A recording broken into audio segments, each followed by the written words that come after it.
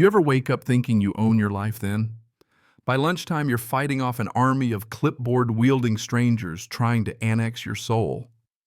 Yeah, that's about what it's like owning 800 acres of Nebraska dirt these days. My great-granddad broke his back turning this land from wild grass to cornfields. My dad taught me to drive a tractor when my feet barely reached the pedals. Out here, the Stillman place isn't just property, it's who we are. My history, my stubbornness, and honestly, probably the main reason my spine still works. Now picture this, a sky big enough to swallow you, red barn stubbornly refusing to fall over cows smarter than politicians, and a well that's seen more secrets than a Vegas bartender. My closest neighbor's a sycamore tree, and half the time, I'm ankle-deep in mud fixing some busted fence. So you can imagine how I felt when a luxury SUV nosed up my driveway, practically humming money. Woman steps out like she's late for a magazine shoot. Tan slacks, white blouse, clipboard, tucked tight, marches right up, says Mr. Stillman. Her smile's the kind that makes you check for your wallet. I tell her, suppose that's still my name. She introduces herself, Karen Wells, president of the Sunridge Estates Homeowners Association. Now, I'd heard rumblings about Sunridge over on County Road 42, but they were supposed to be just another cookie-cutter subdivision, right? Vinyl shutters, black iron gates, fake colonial nonsense. She tells me flat as day, your property's now included in our Phase 4 expansion. We'll need keys to your gates, barns, house, and well pad by next week. I just start laughing. Thought I might swallow my tongue. Ma'am, I tell her this land's been Stillman since FDR was on the radio. You're not getting so much as a mailbox key. But Karen doesn't blink, tells me I've been grandfathered into their district thanks to adjacency in some Article 32 Section B nonsense. Wants to send me a welcome packet. I tell her exactly where she can send it. She leaves, just punches her phone, throws gravel all the way down my drive. Next morning, that welcome packet lands on my porch. 37 pages of rules, maps, fines, bylaws, plus a fat invoice for $120,000 in violations. Apparently, my barn, my fences, even my ancient radio wire is a crime. I call the HOA office, get patched straight to Karen, whose voice could sweeten tea and corrode steel. She's all Mr. Stillman. Have you reviewed our compliance packet?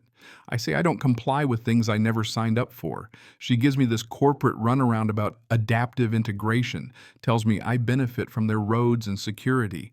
I remind her, my only neighbor's a bull named Ferguson, who still thinks gates are magic.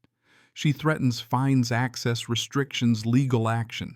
I tell her I've got paperwork older than her entire subdivision.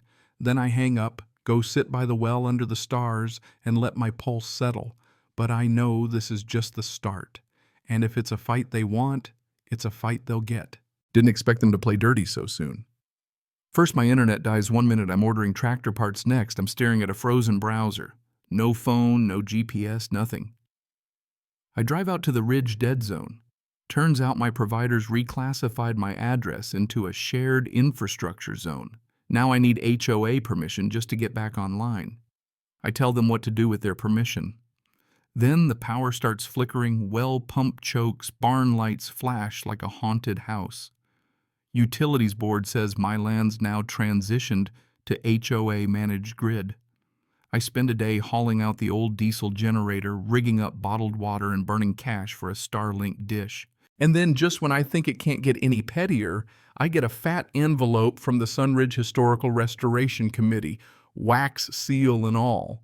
Says my barn sitting on a pending historical corridor. Suddenly it's an eyesore that obstructs the thematic vision of Sunridge Estates. They even include color swatches for repainting. I'm so mad I start bolting private property signs to every tree in sight. Set up trail cams, infrared sensors. Heck, I'd have strung barbed wire if I had any left. But the trespassing gets bolder, unmarked SUVs taking photos night after night like I'm some kind of zoo exhibit. By Friday, I've got footage of at least 3 different vehicles snooping along the fence. I bring it all USB stick, typed up notes to the sheriff. He watches, nods, says, "Can't do much unless they cross your line, but I'll keep an eye out." Translation, you're on your own, bud. And that Sunday, the cherry on top, a flyer on my porch. Dear future community member, your participation is not optional. No signature, just the HOA logo stamped like a threat. Right about then, the universe sends me Zachariah King, shows up in a battered Ford, says he's a writer, needs to rent my northeast pasture to work on his rural memoir. Cash up front. I'm tired, I say yes. He's nice enough, brings a six-pack, asks if I've ever tangled with an HOA. We share ribs a laugh. But then I catch him walking the boundary with a laser rangefinder, snapping photos of the barn, planting some odd little gadget under his truck. When I confront him, he gets slick, tells me I'm paranoid, ought to take a break. Later, I find a second device near my silo. My lawyer tells me, don't confront document. So I rig the barn with a motion alarm and wait. Midnight alarm trips. I catch Zachariah crouched by my barn wall, hands full of gear. I tell him he's got 15 minutes to vanish. He does. I take all my evidence, splice it into a YouTube video, HOA spy caught on my land. It blows up overnight. Suddenly, neighbors who've been silent for years start showing up, beer and hand stories spilling out. Turns out Sunridge's tactics aren't just mine. They've tried this with everyone, just no one fought back. Then the final grenade, an official letter, claims there's a potential unregistered burial site on my land. Eastern slope, just where I plan to dig new irrigation. I laugh, but it's not funny. Now I'm locked out by law tape flags, state archaeologists walking around with scanners. I call in my friend Jenny, a real archaeologist, to debunk it. She files her own notarized report, but bureaucracy moves like cold molasses. In the meantime, Sunridge posts online that they've uncovered historic truths. Next thing I know, someone staged a candlelight vigil by the flagged area. Here lie the forgotten. Plastic flowers, wooden signs. I lose it.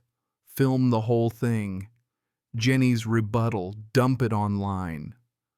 HOA fakes grave to sabotage farm.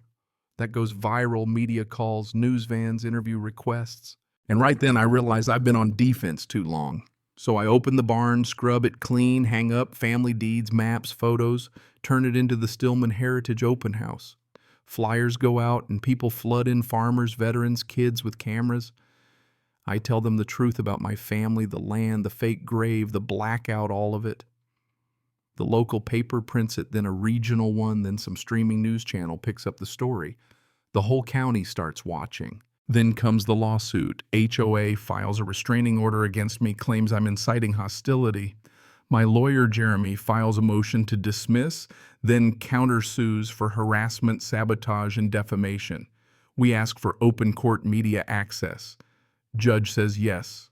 I make a video taking the HOA to court. All are welcome. 500,000 views in 3 days. Court day streets packed with news vans, protesters' signs. Karen struts in like she owns the place, but this is my story now. Jeremy lays it all out, photos, deeds, maps, videos, even the fake historian. Zachariah turns out to be a professional plant hired by HOA. When Karen testifies, she talks about soft annexation and evolving property lines. People laugh out loud. Jeremy drops the hammer, shows my grandfather's obituary from decades before Sunridge existed.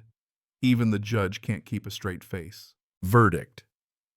The judge slams the HOA, orders them to remove every inch of their junk from my land bars, them from ever contacting me again, refers Karen and a board member for criminal investigation, and awards me over $3 million in damages.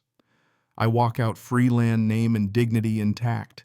Cameras flash, crowd cheers, Karen disappears. That night I stand on my porch, bourbon in hand, and for the first time in ages, breathe.